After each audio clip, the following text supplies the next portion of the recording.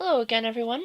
This is my next video game review in my series, and today, after just beating Fire Emblem Fates Conquest, I decided I'm going to do a review of both Fire Emblem Fates Birthright and Conquest in one solid review, because Revelation is technically the third game in the series, but since it's DLC and it's sort of its own campaign based on the first two missions I've played, I feel like it's better off just to review the first two games just in case you don't have an internet connection. So let me just get this right out. First and foremost, this game is epic, just like my t-shirt says. But first, a little bit of backstory in case you haven't played a Fire Emblem game. So, the Fire Emblem franchise has been around in Japan since 1990, with the release of Fire Emblem Shadow Dragons and the Blade of Light. But then, it wasn't until Marth and Roy appeared in Super Smash Bros. Melee that Fire Emblem got enough interest so that Fire Emblem 7 in Japan was localized here in America as simply Fire Emblem. And I've been a huge fan of the series ever since that first game. So I went into Fates with some pretty high expectations. I mean, Radiant Dawn is one of my favorite games ever made, and then the Fire Emblem right after that, Shadow Dragon, I was like, ugh, I can see why this game didn't make it to America, because that was a remake of the first game. And Awakening was great, but it felt kind of lacking compared to the political drama of Radiant Dawn. Thankfully, when I played through the first two parts of the Fates trilogy, I found it to be a surprisingly good middle ground. It it was close enough to Awakening that it retained everything great about that game, as well as adding some really cool new features. And even if you don't constantly switch perspectives, you do have two versions of the game to choose from. Now, I happened to get the special edition, which had all three games on one card, but if you don't have $80 to spend, you can go to the store and choose either Birthright or Conquest as its own standalone game card, and then buy the other one later at a discounted price. So let me first start out by explaining the gameplay. So every Fire Emblem game to date has relied on this turn-based, grid-based tactical RPG-like structure. You move your units one by one on a map, and then right before you're about to engage an enemy unit in a battle, you get what's called the battle forecast. And in that, you see how effective your attack is going to be, as well as how effective the enemy's attack is going to be. And then, of course, there's other varying complications, like the support you have with the units standing next to you, what weapon you're carrying in relation to the enemy's weapon. Because, for instance, swords are strong against axes, but not against lances.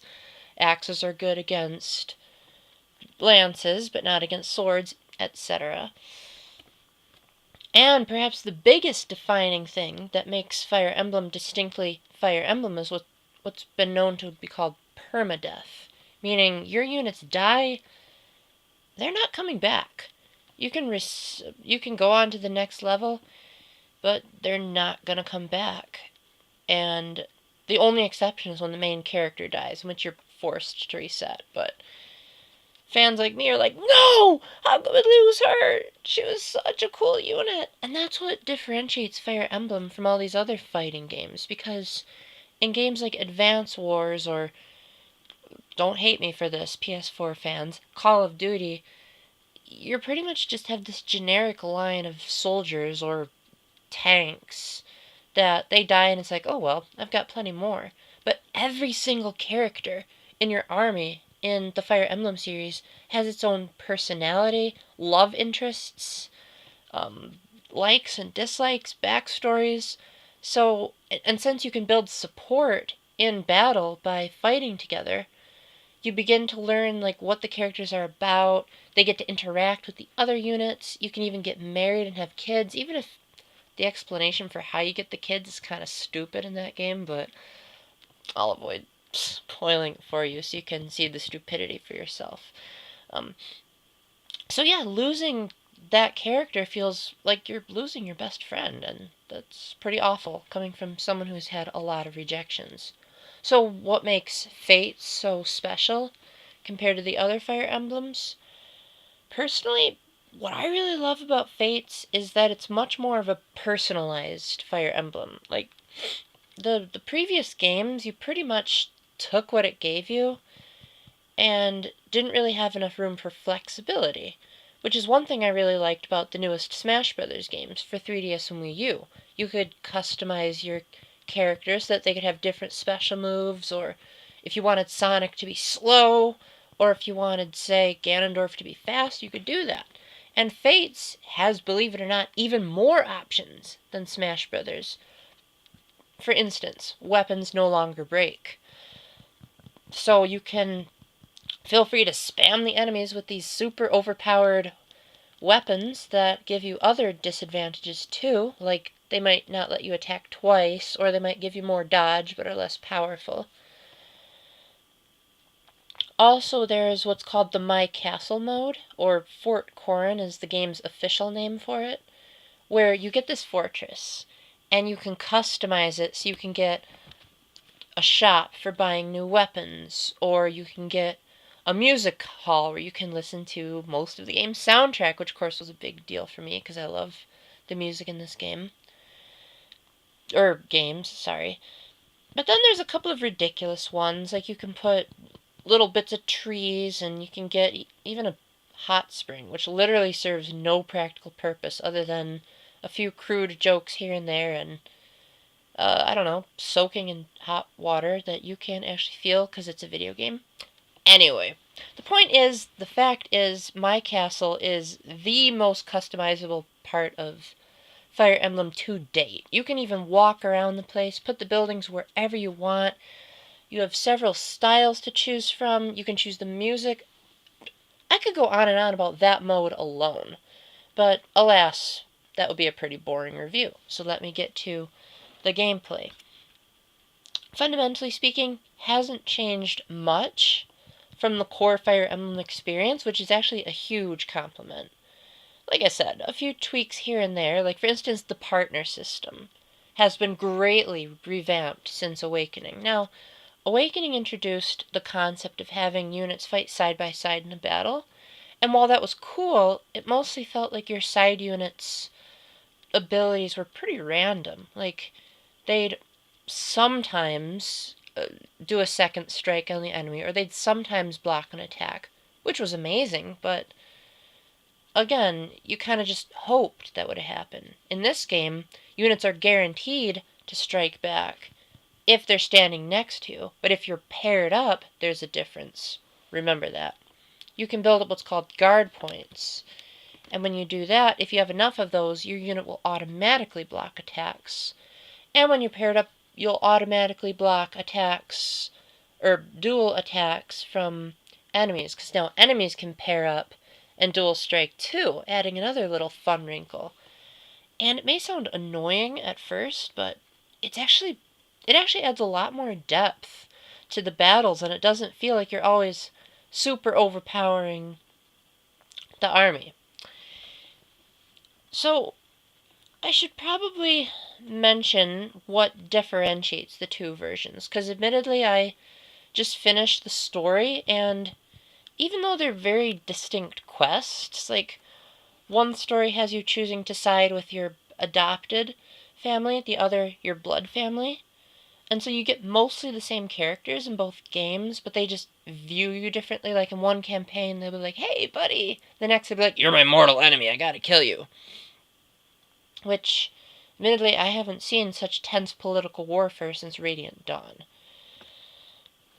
But in terms of what's different in the storyline, because the last couple of hours of the game, I was able to mostly predict what was going to happen, because I was like, oh, in Birthright, this type of story happened, and it's pretty much the same in Conquest, save for different scenarios. But what sets them apart is you're getting different perspectives on the war. It would be like if you reread the Harry Potter books, but it was told from Voldemort's perspective rather than Harry's. It's the same sort of outcome, but different characters and different scenarios. And so as a result, both stories are great, even if, in my opinion, Birthrights took a little bit longer to pick up steam. But they both have very satisfying resolutions. They're not easy games by any means, but if I had to say one game was harder than the other, definitely Conquest. There is a way to alleviate Conquest's big, major difference between Birthright, and that's Conquest doesn't give you as many opportunities to grind as in Birthright.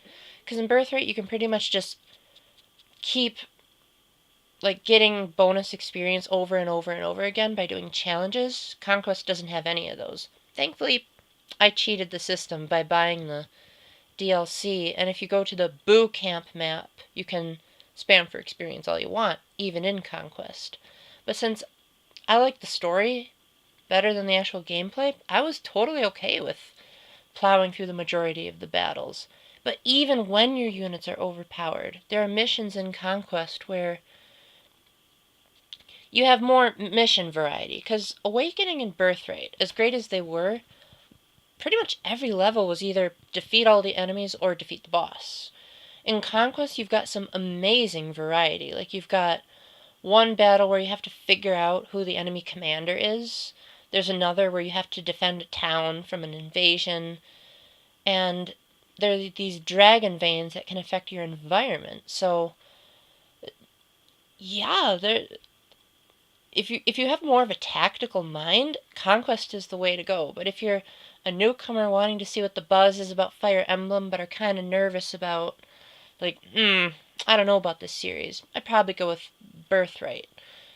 Because that's definitely the easier experience, even if you don't spam for experience. I found myself breezing through, more than half of the missions on that. But Conquest, like I said, I've been playing Fire Emblem since the beginning. And I actually had to stop and think through several of those battles. And that's saying something, because eventually you sort of have this sixth sense when you're playing Fire Emblem of yeah, I know I can send my unit into this fray of enemies, no problem. Don't even have to look at the stats. So, other little things. The voice acting is hit or miss. I found it to be great during the battles, but during their little cutesy supports that they have within what they call the private quarters, I found myself cringing at how some of the lines of dialogue were said. But like I said, on the battlefield, their quotes are priceless. The music was mostly great. I preferred Conquest's because that was more traditional Fire Emblem music. Birthright tends to have this ancient Japanese style of music, which is okay, but it definitely is a radical departure from Awakening's very intense, very almost orchestral based soundtrack. And Conquest is a bit more faithful to that, even if there's not as many choir pieces. But believe me, there are some incredible English vocals in this game, and as a person who's not normally a fan of singing within a battle game, this game is the exception. You really don't want to miss on those vocal pieces. Also, the graphics, they're not a knockout.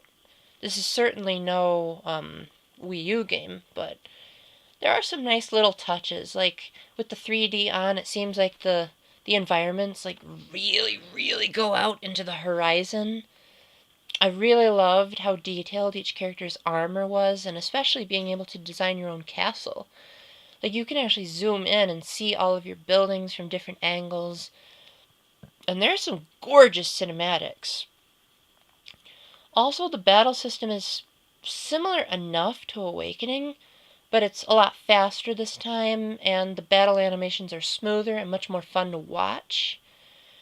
And I also was really impressed by how the action zooms into the battle directly and even reflects changes you might have done on the environment. So say you're fighting in a dried up river. The battlefield will zoom into a dried up river, and it will be full of water with your units actually splashing in the river as you're fighting. And yeah, touches like that just really bring the game to life, even if it's not a Wii U Fire Emblem like I was hoping for. So, you might be wondering what exactly is wrong with this game. And quite honestly, the only things I can think of that are, quote, wrong are from my Catholic perspective. This game definitely is perhaps the most mature, the most borderline of the Fire Emblems. So options like, for instance, walking in on someone taking a bath, or being able to dress your character in a bath towel are just like kind of disturbing. And it's even more frightening if you look on what the Japanese version had that the American version censored out.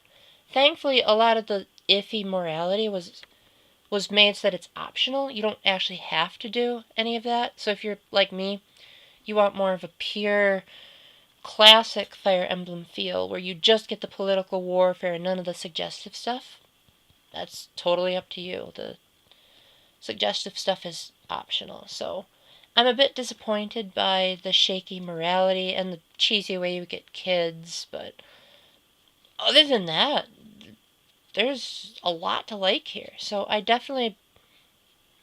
depending on where your stance is on Fire Emblem to begin with, Birthright is the way to go if you're a beginner.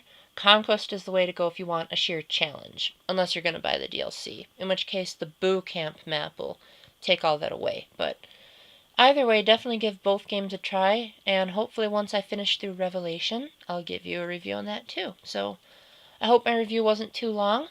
Let me know what you think in the comments, whether you're Team Birthright or Team Conquest, and thank you for watching. So, until my next video, keep the faith, stay epic, and God bless. Bye.